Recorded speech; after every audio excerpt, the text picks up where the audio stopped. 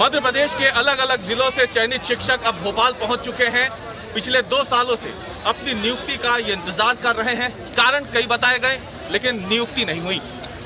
अभी तक ये अपने अपने जिलों में लगातार आवाज उठा रहे थे और अब भोपाल के लोक संचार शिक्षालय पहुंचकर ये तमाम लोग यहाँ पे अब धरना दे रहे हैं। तकरीबन 30,594 चयनित शिक्षक हैं जो अपनी नियुक्ति की बात जो रहे हैं, और जब इनके सब्र का बांध टूट गया तो ये तमाम लोग अब पहुंच चुके हैं राजधानी भोपाल में, ताकि सरकार को अपनी बात अब पहुंचा सके। आरिफ हमारे साथ मौजूद है। आरिफ, ये बताएं कि लगातार आप लोग इतने सालों से बोल रहे हैं, वजह क्या बताई जा रही है? नियुक्ति आखिर क्यों नहीं हो पा रही? सर, बहुत सारी वजहें बताई जा रही है। पहली वजह तो लोक परिवहन की दे दी गई। दूसरी वजह ये दे दी गई कि अभी अतिथि हैं, अतिथि चल रहे हैं। जब आप हमारा ये कहना है कि जब हमने एग्ज़ाम दिया 2018 में, आपने हमारा एग्ज़ाम का क्लियर किया, निकाला, एग्ज़ाम लिया, सब कुछ किया, तो आज हमारी नियुक्ति क्यों नहीं की जा रही है? उसके पीछे कारण क्या है? बहुत सारे कारण आपने दे चुके हैं, वो कारण नहीं समझ में आते। हम लोग कितना सर्वाइव कर रहे हैं ये हम ही जानते हैं। हम कैसा करते हैं, क्या करते हैं, ये हमको ही पता है। कैसे बीवी बच्चों को पाल रहे हैं ये हमको पता है। आप एक तरह से आड़ पे कहते हैं कि बेटियों को पढ़ाओ, बेटियों को आगे बढ़ाओ। अरे लड़कियां पढ़ लिख के बैठी हैं ना, दो ना इनको नौकरी, क्यों नहीं दे रहे हो? अरे हम है ना, हम कहाँ जाएं? हमारे पीछे हमारा पूरा परिवार है, हमारा घर है। पापा को 2010 में हो गए डेथ, उसके बाद से घर संभाला है मैंने। घर संभाला, 10 साल से पढ़ाई किया। आपने 2011 में भर्ती निकाला, मेरा एमए इंग्लिश 2016 में कंप्लीट हुआ। मैंने बीएड 2000 12-13 में किया। यही सोच के किया ना मेरे को टीचर बनना है। कोई और पेशा समझ में नहीं आता मेरे को सिर्फ टीचर ही पेशा समझ में आता है कि एक टीचर ही ऐसा पेशा है जिसके मैं सही में सर्विस दे सकता हूँ, लोगों को, बच्चों को पढ़ा सकता हूँ। अच्छा था, प्राइवेट स्कूल में पढ़ाता था। अरे प्राइवेट स्कूल वाले आज ये बोल रहे हैं कि नहीं, आपका हो गया चयन, आप जाओ, आप तो आधे रास्ते में चले जाओगे। मैं कहाँ जाऊँ, किसके पास गुहार लगाऊँ? पैसे नहीं है मेरे पास, किसी से मांग कर यहाँ आया हूँ। किसको अपनी व्यथा बताऊँ? सबके साथ कुछ ना कुछ परेशानी जुड़ी है।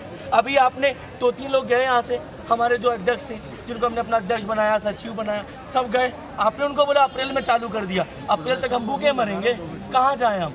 अरे आप बोलते हैं, आपने अतिथि की बात की, अतिथि के लिए आपने पोर्टल अपडेट किया कि अतिथि को रख लो। अरे हम चयनित है ना, हम योग्य है ना, मेरिट लिस्ट में आए ना। इतनी आपने टफ एग्जाम लगे, हमने टफ एग्जाम पास की ना, पूरे पास किए, पूरे पास करके हम यहाँ आए। अरे सर, मेरा नहीं, इनका नहीं, इनका तो रख लो सर। ये है ना आपके सामने, इनका तो वास्ता रखो, इनके पीछे सब है ना, इन्होंने सब बनाया ना। क्या वजह आप लोगों को बताई जा रही है? सितंबर 2018 में आप लोगों का प्रक्रिया आगे शुरू हुई थी, तो आपको लग रहा था कि बहुत जल्द हो जाएगा, लेकिन 2018 सितंबर के बाद से क्या क्या अलग अलग वजह बताई गई आप लोगों को, जो आज 2 साल बाद आप लोगों को यहाँ भोपाल आकर के धरना देना पड़ रहा है? सर, जुलाई 3 को ये बहाना क्या, कोरोना आ गया था, तो ये कह दिया गया कि सितंबर से अगर हम देखें 2018 सितंबर 2018 में नोटिफिकेशन आया। उसके बाद एग्जाम के लिए एक सरकार बदल गई, उसके बाद कमलनाथ सरकार आई। कमलनाथ सरकार ने फरवरी में एग्जाम कंडक्ट करवाए, फिर उसका रिजल्ट जो है उसके लिए भी हमें धरना प्रदर्शन, रैलियां निकालनी पड़ी। उसके बाद अगस्त 2020 में रिजल्ट आया। रिजल्ट आने के बाद में लटकाते लटकाते जो एक शेड्यूल हमें दिया गया कि मार्च में आपका वेरिफिकेशन होगा, हमारी चॉइस फिलिंग हो गई।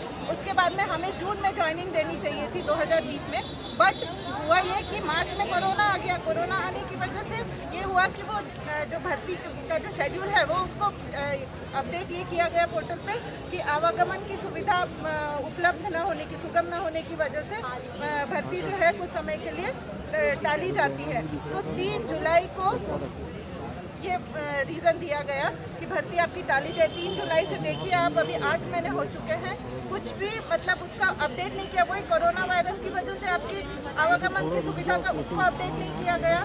सब चुनाव हो गए, सब कुछ हो गया, रैलियाँ हो गई, उसके बाद सब मंत्री बन गए। जो काम नहीं हुआ तो वो है हमारी शिक्षक भर्ती। पिछले है आप लोग यहाँ धरना दे रहे हैं, अब आपकी क्या आगे की योजना रहेगी?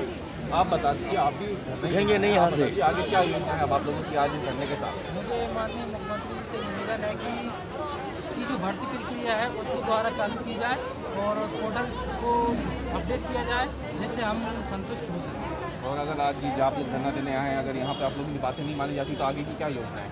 आगे की योजना यह है कि हम सभी लोग तब तक यहाँ बैठे रहेंगे जब तक शेड्यूल अपडेट नहीं होगा, क्योंकि लोक परिवहन के चलते रोका गया था कि आपका सत्यापन नहीं होगा। जब हम अपने अपने गांव देहात जिलों से राजधानी भोपाल तक आ सकते हैं तो क्या जिलों में जाके सत्यापन नहीं करा सकते? बिल्कुल, ये बड़ी बात है और इसी बात को लेकर के लगातार ये चयनित शिक्षक जो हैं सरकार से अपनी बात रखते आए हैं सामने, लेकिन अब 2 साल का समय बीत चुका है, बहुत लंबा वक्त होता है। लगातार इन्होंने अपनी बातें सामने रखी, लेकिन 2 साल में अलग अलग वजहों से अब तक इनकी नियुक्ति को रोके रखा गया। अब जब ये धरना दे रहे हैं यहाँ पर भोपाल में आकर के, तो देखना ये है कि इस धरने का क्या असर होता है, जिम्मेदार अफसरों और सरकार की काम पे जू रेंगती है नहीं। और सबसे बड़ा सवाल यही है कि आखिरकार इन चयनित शिक्षकों को नियुक्ति कब मिलती है। रवीश पाल सिंह, भोपाल, आज तक।